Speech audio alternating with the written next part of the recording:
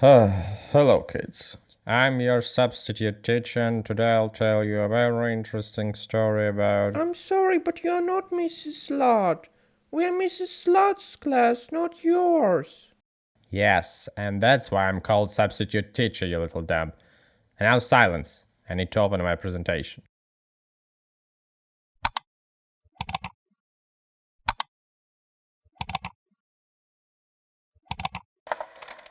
The year is 1825. The small German duchy of Saxe-Gotha-Altenburg is ruled by Frideric III. Unfortunately, in 18 February, he dies. Without an heir, it causes the repartition of his lands among his veteran relations. Ernest III of Saxe-Coburg-Gotha, who was married to Princess Louise, she was a niece of Frederick III and also by this time was in process of divorcing his Ernest III. He was the main contender of his lands, but other veterans were unhappy. Nonetheless, Ernst, or Nest if you're a bird, somehow reached a compromise without dynasties, on which he received Gotha but had to cede Saalfeld to Saxe-Meiningen. He subsequently became Ernst III's Duke of Saxe-Coburg and Gotha, and our story begins here.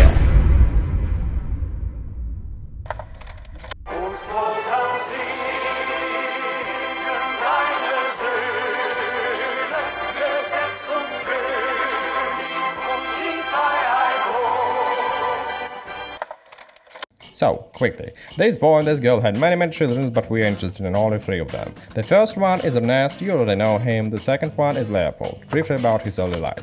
Before 1815, he somehow managed to receive the rank of Major General in the Russian Imperial Army. Then he became part of the Imperial Court of Napoleon. Later he refused Napoleon's proposal to become his adjutant, and after this went to Russia, which was at war with France at this time. By 1815, the time of the final defeat of Napoleon, he had reached the rank of Lieutenant General at only 25 years of age. Later, Leopold received British citizenship in 1815, and on 2nd May 1816, Leopold married Princess Charlotte of Wales. Oh my god, just look at this huge nose! She was the only legitimate child of the Prince Regent George, later King George IV, and therefore second in line to the British throne. The Prince Regent had hoped Charlotte would marry William, Prince of Orange, but let's be honest, anyone would choose Leopold. Unfortunately, on the 5th of November 1817, Princess Charlotte gave birth to a stillborn son after having a miscarriage. She herself died the next day due to complications. Despite this, the Prince Regent granted Prince Leopold the British style of Royal Highness by order in council on 6th of April 1818, and up to 1830 Leopold was just another German guy wandering around London in search of beer and affairs. But the terrible happened on the 3rd of February 1830. An endless debt hole called Greece was created by France, Russia and the UK. And for absolutely incomprehensible reason, Leopold was chosen as king for a new sovereign state. But guess what? He refused.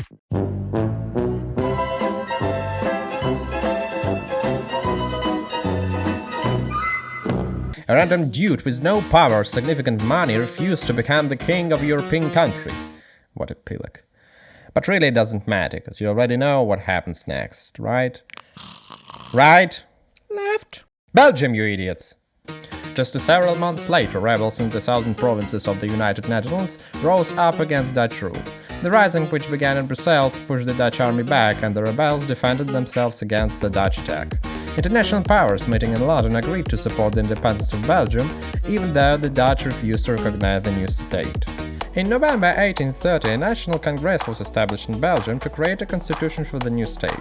Fears of mob rule associated with republicanism after the French Revolution of 1789, as well as the example of the recent liberal July Revolution in France, led the Congress to decide that Belgium would be a popular constitutional monarchy. Leopold of Saxe-Coburg had been proposed in an early stage, but had been dropped because of French opposition. The problems caused by the French candidate and the increased international pressure for a solution led to his reconsideration.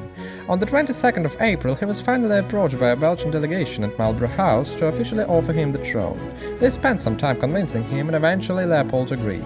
The accession ceremony took place on the 21st of July on the Place Royal in Brussels. After a ceremony of resignation by the regent, Leopold, dressed in the uniform of a Belgian lieutenant general, swore loyalty to the constitution and became king. But Belgium was only the first of many countries to be invaded by this dynasty.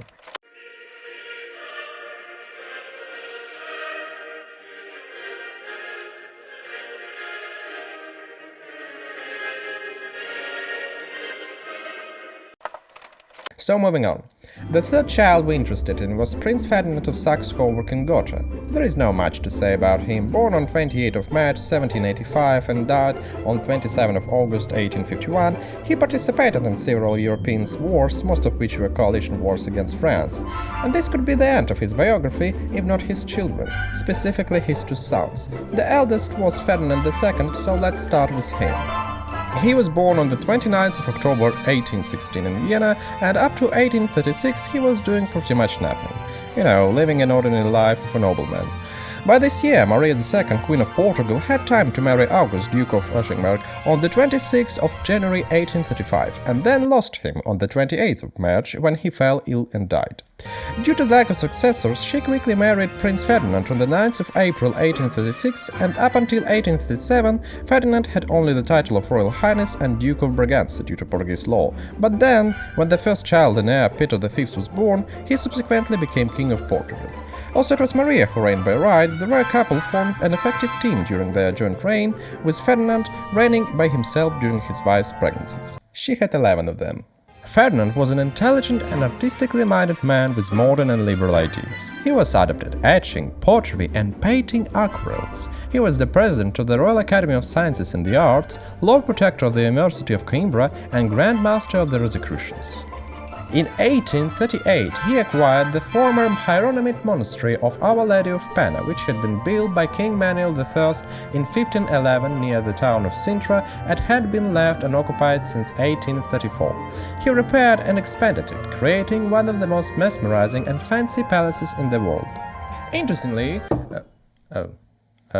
sorry kids, in 1861, Napoleon III considered divided Ferdinand and his brothers among the likely candidates for the throne of the restored Mexican Empire, believing the election of members of the Catholic branch of Saxe-Coburg-Gotha could strengthen ties with Great Britain. Later about this. Ferdinand would spend his last years in Pena Palace with his second wife, the opera singer Isabella Hensler, receiving the greatest artist of his time.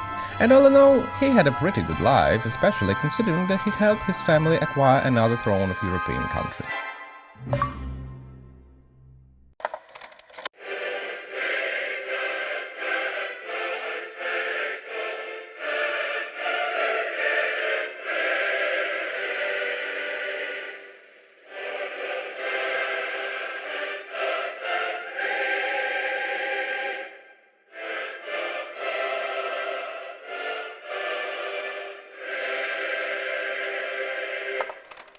By this time, Albert of Saxe-Coburg and Gotha, the son of Ernest I, do you remember him, passed into an age when it is time to think about starting a family. 17 years old.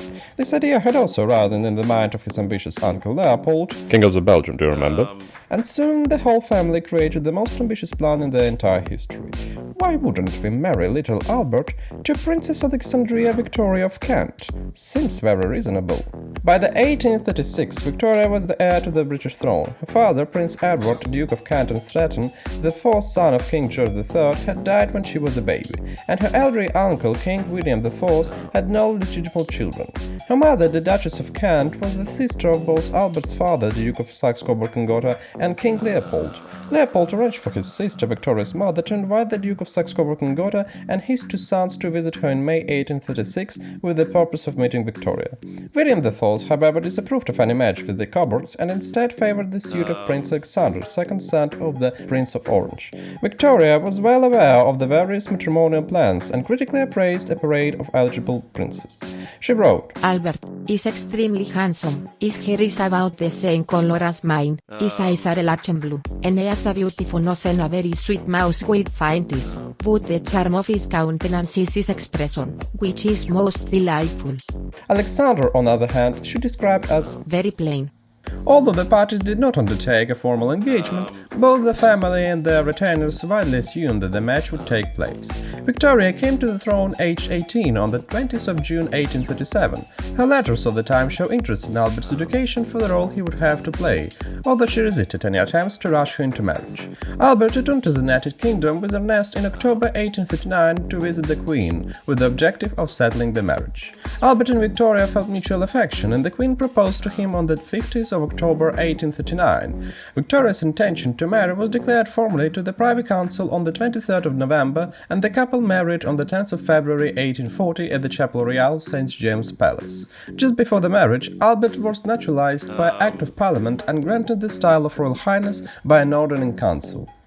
Initially, Albert was not popular with the British public. He was perceived to be from an impoverished and undistinguished fine estate, barely larger than a small English county. The British Prime Minister, Lord Melbourne, advised the Queen against granting her husband the title of King Consort. Parliament also objected to Albert being created a peer, partly because of anti-German sentiment and a desire to exclude Albert from any political role. Albert's religious views provided a small amount of controversy when the marriage was debated in Parliament. Although as a member of Lutheran Evangelical Church, Albert was a Protestant, the non-episcopal nature of his church was considered worrisome. Of greater concern, however, was that some of Albert's family were Roman Catholic.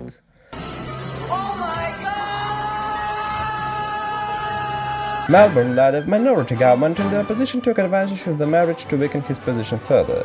They opposed the ennoblement of Albert and granted him a smaller annuity than previous consort, 30,000 instead of the usual £50,000. Albert claimed that he had no need of a British peerage, writing, "It would almost be a step downwards, for as a Duke of Saxony, I feel myself much higher than a Duke of York or Kent." For the next 17 years, Albert was formally titled His Royal Highness Prince Albert, until on the 25th of June 1857, Victoria formally granted him the title Prince Consort.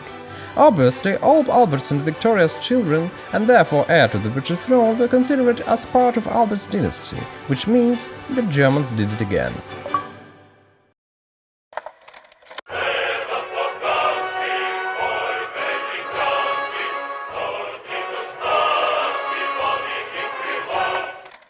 And now, last but not least, Bulgaria.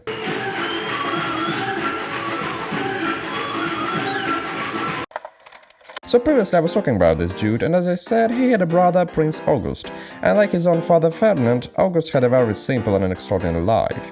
But he had a son, Prince Ferdinand, whose life was much more interesting and exciting, relatively, because he was the last member of the Saxe-Coburg and Gotha who managed to become king. Ferdinand was born on February 27, 1861 in the Coburg Palace in Vienna. Ferdinand, the first one, marks the beginning of Saxe-Coburg and Gotha Cohory, a junior branch of the Saxe-Coburg and Gotha, which includes in its name the name of his wife Maria Antonia von Cohory, heiress to the very wealthy Hungarian aristocratic Cohory family. Why am I saying it only now? Well, because in the case of Portugal, Ferdinand and the nation were Catholic. In Bulgaria, on the other hand, Ferdinand is Catholic, but the nation is Orthodox and also located in Balkans. This eventually has resulted in only one thing: rebaptism of his son Boris into Orthodoxy in 1896 in order to reduce the tension in relations with Russia. Yeah, boy. That's it. But again, it's not really important in our case. The young Prince Ferdinand spent his childhood with his parents in Vienna, where his father served in the Austrian military. They often traveled around Europe in Switzerland, England, Italy, Denmark and Sweden, France, Ottoman Empire, Belgium and others. In Vienna, he attended the Theresianum High School and the Cadet School, and after graduation he reached the rank of lieutenant in the 11th Regiment of the Austrian Hussars and senior lieutenant of the 100 Hussars in the Hungarian Cavalry on November 1, 1886. Together with his brother Prince Augustus in 1879, they traveled to the jungles of the Amazon in Brazil. The results of their botanical observations were published in Vienna under the title Itineria Principum S. Coburgi 1883-1888. in 3 volumes. By this time, during the Bulgarian crisis, the previous ruling prince of Bulgaria, Alexander of Battenberg, had abdicated in 1886 after a Russian coup, only 7 years after he had been elected. The Bulgarian ambassador spoke in Vienna with Ferdinand, and on July 7, 1887, the Grand National Assembly elected him Prince of Bulgaria. On the same day, the prince resigned from the Austro-Hungarian army and informed the Austrian foreign minister that he had made his choice. Ferdinand was sworn on the Grand National Assembly in Tarnovo on the 14th of August 1887. France, Germany and Russia declared the elections illegal, the Sublime Porte, synecdoche for the central government of the Ottoman Empire, does not express its opinion, and Austria-Hungary and England take an ambiguous position. The choice is legal, but cannot be recognized without the consent of the Sublime Porte according to the Berlin Treaty. Despite being ignored by the Ottoman Empire, Ferdinand in Bulgaria did not disappear anyway, and on the 5th of October 1908, Ferdinand proclaimed Bulgaria's de jure independence from the Ottomans, though the country had been de facto independent since 1878. He also proclaimed Bulgaria a kingdom and assumed the title of Tsar, a deliberate nod to the rulers of the earlier Bulgarian states. However, while the title Tsar was translated as Emperor in the First and Second Bulgarian empires, it was translated as King under Ferdinand and his successors. The Bulgarian Declaration of Independence was proclaimed by him at the Holy Forty Martyrs Church in Tarnovo and was recognized by the Ottomans and the other European powers. So how it all ended up? Well, after Lisbon Regicide on the 1st of February 1908, with the death of the king and his heir, Carl's second son would become monarch as King Manuel II. Manuel's reign, however, would be short-lived, ending by force with the 5th of October 1910 revolution, sending Manuel into exile in Great Britain and giving way to the Portuguese First Republic. Because of the First World War and following anti-German sentiments, royal houses of Belgium and United Kingdom decided to change their names to House of Belgium and House of Windsor respectively, and despite many republican attempts throughout the history, these two royal families somehow managed to survive, though they have lost almost all of their political power along the way. In Bulgaria, during the Second World War, in 1944, with the entry of the Red Army into Romania, the Kingdom of Bulgaria renounced the Axis and declared neutrality. But on the 5th of September, the Soviet Union declared war on the kingdom, and 3 days later the Red Army entered northeastern Bulgaria, prompting the government to declare support in order to minimize military conflict. On the 9th of September, communist partisans launched a coup d'etat, which de facto ended the rule of the Bulgarian monarchy and its administration, after which a new government assumed power led by the Fatherland Front, which itself was led by the Bulgarian Communist Party. So all in all, it seemed that Saxe-Coburg and Gotha dynasty eventually lost any influence it had. But what if I'll tell you that there is another much bigger and much powerful family existing in present days? In fact, almost entire humanity is under its control, and the name of this dynasty is… I'm sorry, but who are you? What are you doing here and where is MRS lot? Kids? No homework today.